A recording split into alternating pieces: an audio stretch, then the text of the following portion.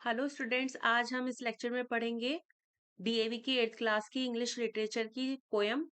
The name of the poem is granny's tree climbing and it has been written by Ruskin bond.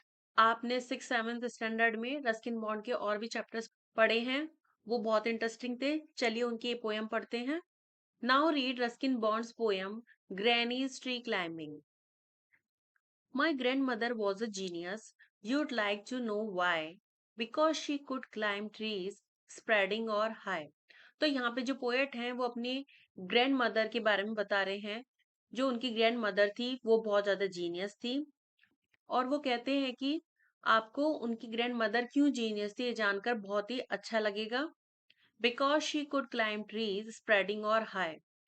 तो जो उनकी दादी थी, grand mother थी, उनकी एक क्वालिटी थी कि कितना भी चौड़ा और कितना भी हाई ट्री क्यों ना हो, वो सब ट्री पे बहुत ही इजीली चढ़ जाती थी। She'd be up their branches in a trice. In a trice means very quickly.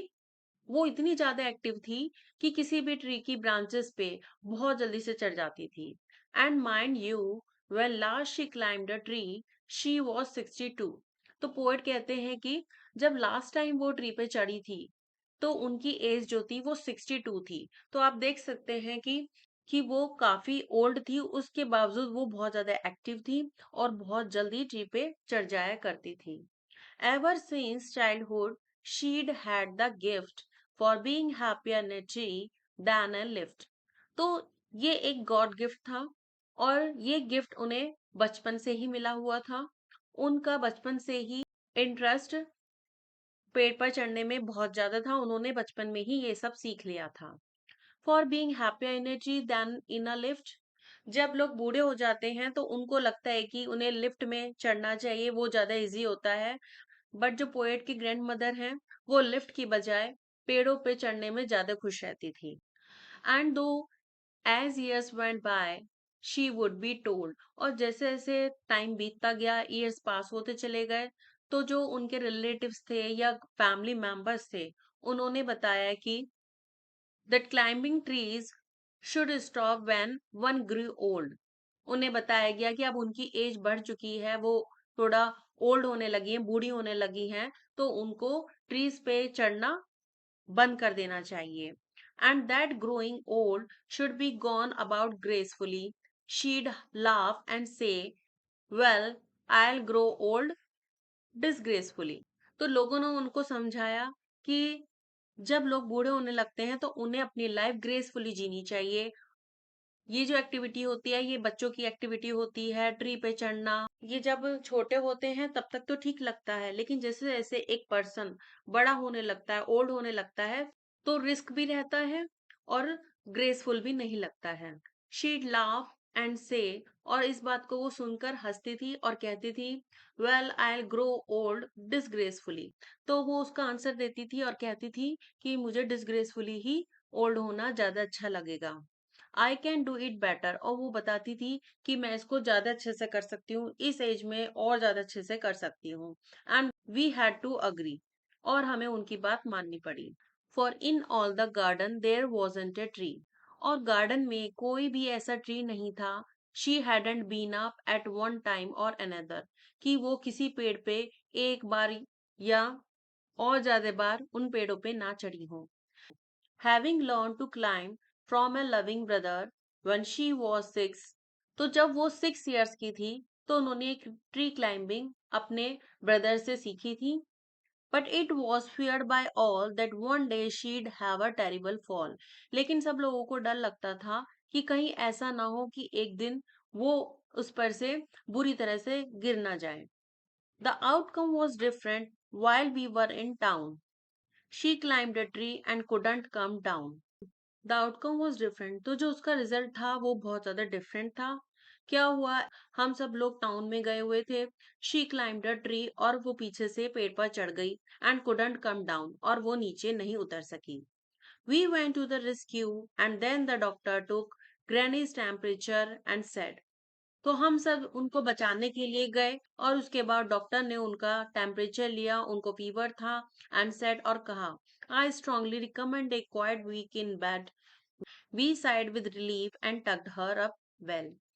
तो डॉक्टर ने उनको रिकमेंड किया कि उन्हें 1 हफ्ते के लिए उनको बेड में रेस्ट करना पड़ेगा। हमें बड़ी चैन की सांस आई, क्योंकि अच्छा हुआ उनको कुछ ज़्यादा चोट नहीं आई थी और उन्हें 1 वीक के लिए रेस्ट करने के लिए बोला था। And tucked her up well.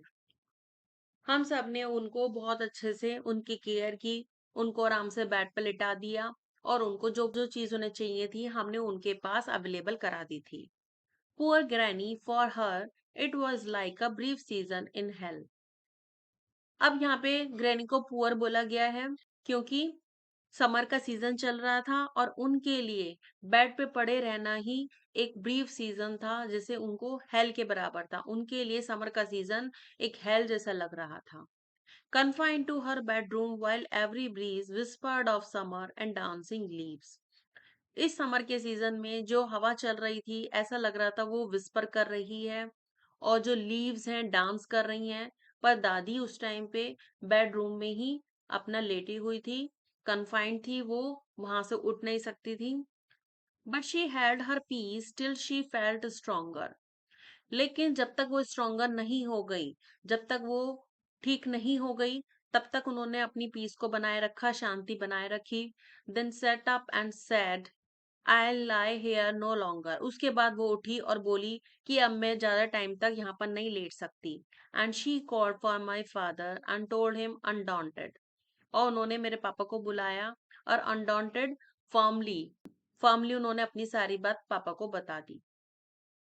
That a house in a treetop was what she now wanted. उन्होंने फादर को बोला कि वो ट्री की टॉप पर एक हाउस चाहती हैं। My dad new his duties, he said that's all right. और मेरे जो फादर थे, वो अपनी ड्यूटीज को जानते थे। उन्होंने कहा जैसा कि आप चाहते हो वैसा ही होगा। You'll have what you want there, I start work tonight. और उन्होंने बोला कि जैसे कि आप चाहती हो वैसे ही होगा और मैं आज रात से ही ये काम स्टार्ट कर दूंगा। With my expert assistance he soon finished the चोर।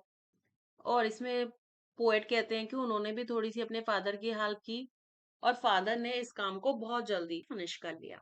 Made her a tree house with Windows and a door. और ये जो ट्री हाउस था, उसमें विंडोज बनी थी और एक डोर भी बना हुआ था। So granny moved up and now every day I climb to her room with glasses and a tray. अब इसमें ग्रैनी रहने लगी थी, इसमें मूव कर गई थी और एवरीडे जो पोएट थे वो ऊपर चढ़ते थे, उनके रूम में जाते थे और पोएट बोलते हैं कि मैं रोजाना उनके लिए ग्लासेस और ट्रे ले जाता था। She sits there in a stage and drink sherry with me, upholding her right to reside in a tree. In state, वो बड़े स्टाइल, ग्रैंड स्टाइल में बैठी हुई थी। और शेरी का मतलब यहाँ पर अल्कोहल से है, वाइन से है। तो जो ग्रैंड मदर थी वो बड़े ही ग्रैंड स्टाइल में बैठती थी वहां पर और मेरे साथ शेरी पिया करती थी। Upholding her right to reside in a tree. और ट्री में रहने का उनका जो हक था, वो उन्होंने अपना पूरा किया, उसको अपने डिसीजन को चेंज नहीं किया और वो इस लाइफ को बहुत अच्छे से जी रही थी। इतनी ओल्ड एज में उन्होंने अपनी हॉबी को कंटिन्यू रखा और उस हॉबी को वो एंजॉय कर रही थी। तो यहाँ पर ये पोएम फिनिश हो जाती है। एक छोटी सी, बहुत ही छोटी सी और अच्छी सी पोएम है। नेक्स्ट वीडियो में हम इसके क्वेश्चन आंसर्स डिस्कस करेंगे। Thank you.